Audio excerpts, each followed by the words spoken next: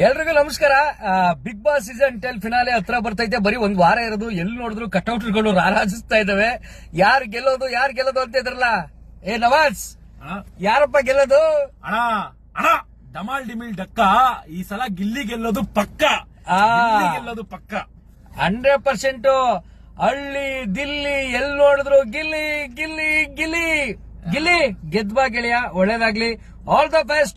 Vote for Gilli. Guys, seriously ಕಿಚ್ಚನ ಚಪ್ಪಾಳೆ ಧ್ರುವಂತ್ಗೆ ಅದು ವಾರಕ್ಕಲ್ವಂತೆ, ಇಡೀ ಸೀಸನಿಗೆ ಕಿಚ್ಚನ ಚಪ್ಪಾಳೆ ಅಂತೆ.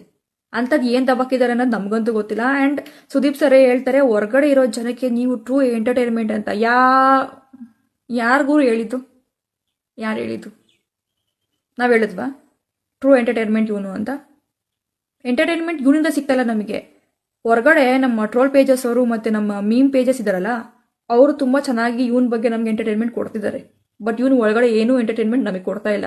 ಇಡೀ ಕರ್ನಾಟಕಕ್ಕೆ ಗೊತ್ತು, ಗಿಲ್ಲಿಗೋಸ್ಕರನೇ ತುಂಬಾ ಜನ ಬಿಗ್ ಬಾಸ್ ನೋಡ್ತಾ ಇರೋದು. ಗಿಲ್ಲಿಗೋಸ್ಕರನೇ ತುಂಬಾ ಜನ ಬಿಗ್ ಬಾಸ್ನ ಇಷ್ಟಪಡ್ತಾ ಇರೋದು ಅಂತ ಇಡೀ ಕರ್ನಾಟಕಕ್ಕೆ ಗೊತ್ತು. ಯಾರು ಎಂಟರ್ಟೈನ್ಮೆಂಟ್ ಕೊಡ್ತಾ ಇರೋದು ಜನಗಳಿಗೋಸ್ಕರ ಅಂತ. ಏನ್ ಪ್ರೂವ್ ಮಾಡಕ್ ಕೊಟ್ಟಿದ್ದೀರಾ ಅಂತ ಅರ್ಥ ಆಗ್ತಾ ಇಲ್ಲ. ಇವಾಗ ಕಿಚ್ಚನ ಚಪ್ಪಾಳೆ ಕೊಟ್ಟಿದ್ದೀರಲ್ಲ, ಸೊ ಗಿಲ್ಲಿ ಒಂದ್ ಕೈ ಮತ್ತೆ ಧ್ರುವಂತ್ ಒಂದ್ ಕೈನ ಇಟ್ಕೊಂಡು ಧ್ರುವಂತ್ನ ಗೆಲ್ಸುವಂತ ಪ್ಲಾನ್ ಏನಾದ್ರು ಇದೆಯಾ ಅಂತ. ಸ್ಟಾರ್ಟಿಂಗ್ ಅಲ್ಲಿ ಮಲ್ಲಮ್ಮನ್ ಜೊತೆ ಏನೋ ಸಾಧು ಪ್ರಾಣಿ ತರ ಇದ್ದ. ಆಮೇಲೆ ರಕ್ಷಿತಾ ಹೆಂಗ್ ಆಕ್ಟಿಂಗ್ ಮಾಡ್ತಾಳೋ ಅವಳ ತರನೇ ಆಕ್ಟಿಂಗ್ ಮಾಡ್ಕೊಂಡು ಅಸಹ್ಯ ವರ್ತನೆ ಮಾಡ್ದ. ಈಗ ಅಶ್ವಿನಿ ಅವ್ರ ಜೊತೆ ಸೇರ್ಕೊಂಡು ಅವ್ರು ಹಂಗೆ ಇವ್ರು ಹಿಂಗೆ ಅಂತ ಮನೆ ಹಾಳು ಬುದ್ಧಿ ಮಾತಾಡ್ಕೊಂಡು ಕಂಡೋರ್ ಬಗ್ಗೆ ಮಾತಾಡ್ಕೊಂಡು ಕೂತ್ಕೊಂಡಿದ್ದಾರೆ. ಇವನ ಜರ್ನಿ ತುಂಬಾ ಚೆನ್ನಾಗಿದೆಯಂತೆ. ಇವನು ವಿಟಿ ನೋಡಿದ ತಕ್ಷಣ ಅದೇನೇನೋ ಆಗೋಗ್ಬಿಡುತ್ತಂತೆ, ಅದು ಹೆಂಗೆಂಗೋ ಚೆನ್ನಾಗಿದೆಯಂತೆ.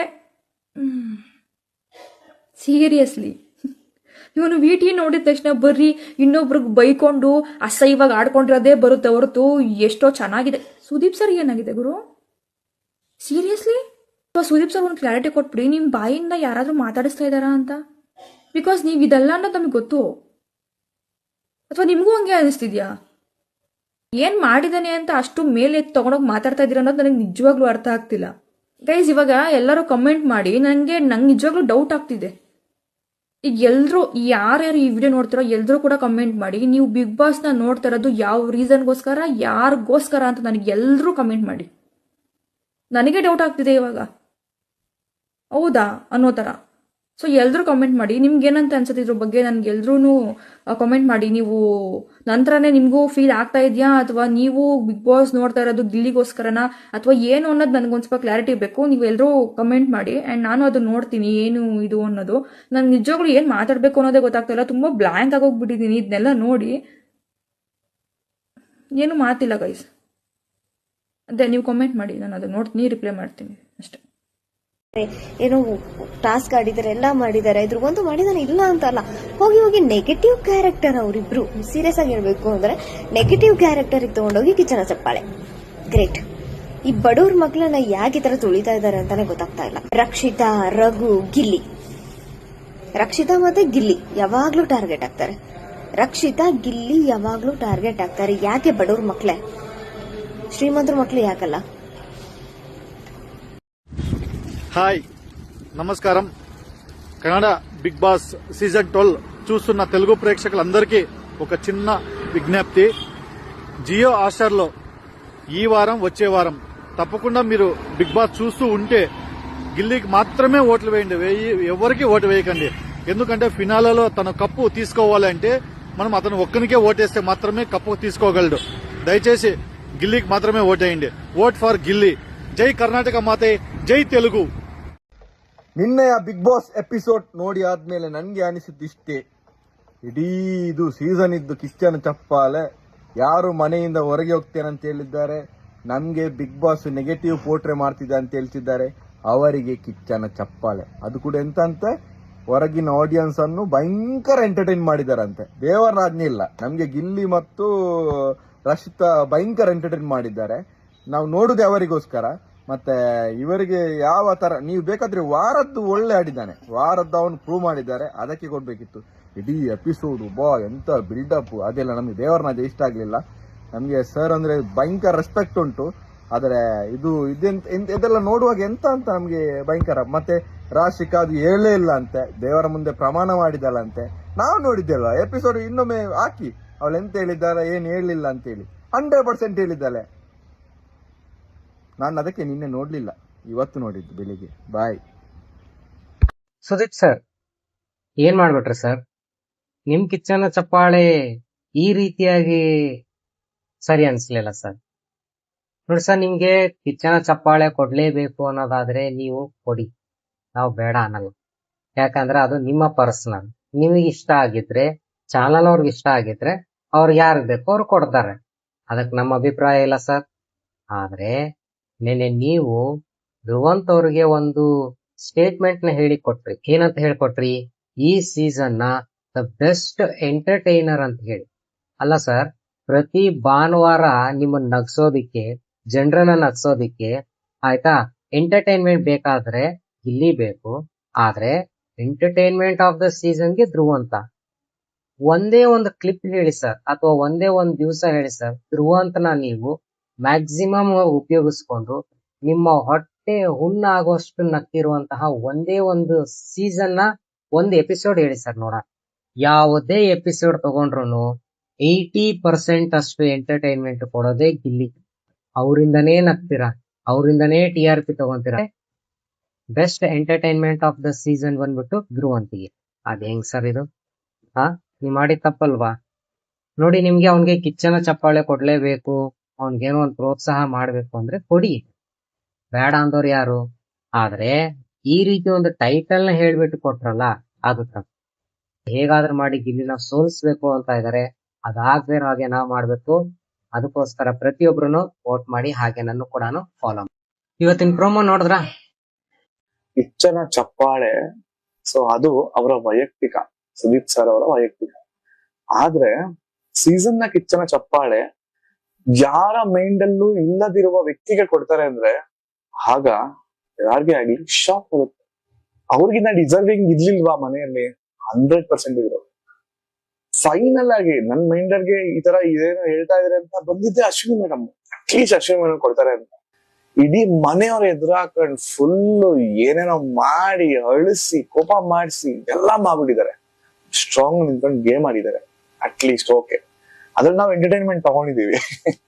ಓಕೆ, ಅವ್ರು ಕೊಟ್ಟಿದ್ರು ಎಸ್ ಅಪ್ಪ, ಓಕೆ, ಒಂದ್ ಲೆವೆಲ್ ಸಮಾಧಾನ ಆಗಿರೋದು. ಬಟ್ ಧ್ರುವಂತ್ ಅವ್ರು ಕೊಟ್ಟಿದ್ರು, ಯಾವ ಗೇಮ್ ಆಡಿದ್ದಾರೆ ಧ್ರುವಂತ್ ಅವರು ಪರ್ಫೆಕ್ಟ್ ಆಗಿ.